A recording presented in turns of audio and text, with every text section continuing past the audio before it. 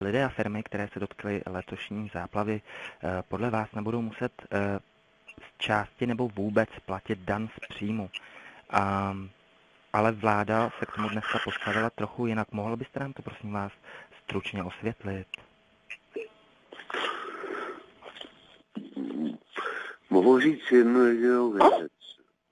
Ministerstvo financí zvažuje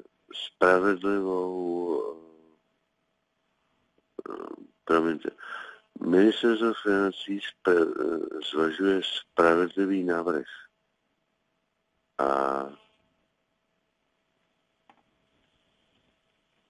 Ano, poslouchám.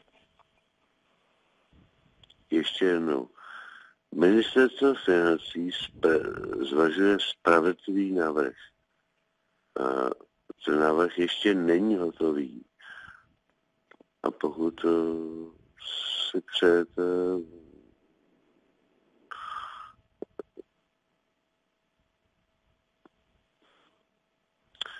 ještě jednou, promiňte, já jsem strašně unavený.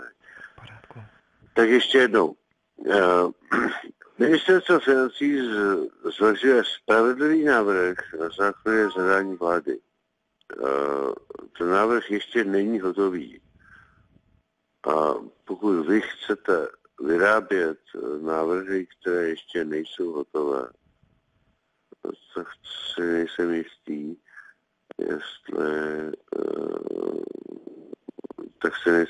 jestli pokud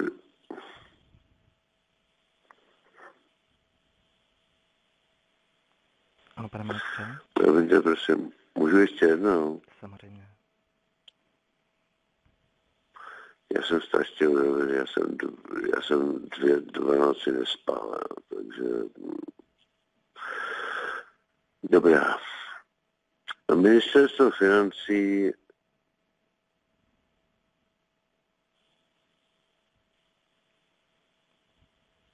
prezentuje návrhy, které ukládá za spravedlivé. Prostě zlobte se, já už jsem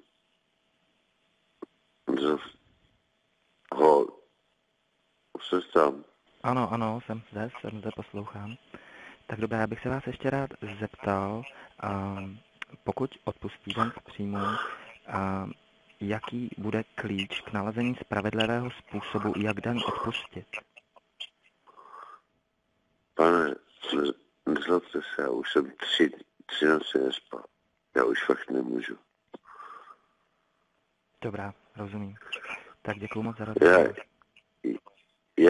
Já vám opravdu mohu říct, že teď prostě já už jsem 3 dny nespal. Protože kromě toho, že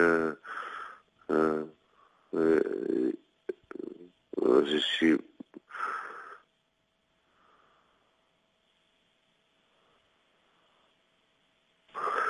Slyšíme se, pane ministře? Ne, já vás, promiňte, teď jsem vás neslyšel. Tak já vám zopakuju otázku.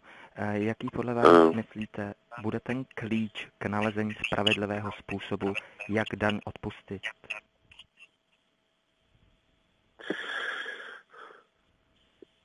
Já mám jednu jedinou odpověď. Příští 3 dny na tom budeme pracovat. Já jsem 3 dny nespal.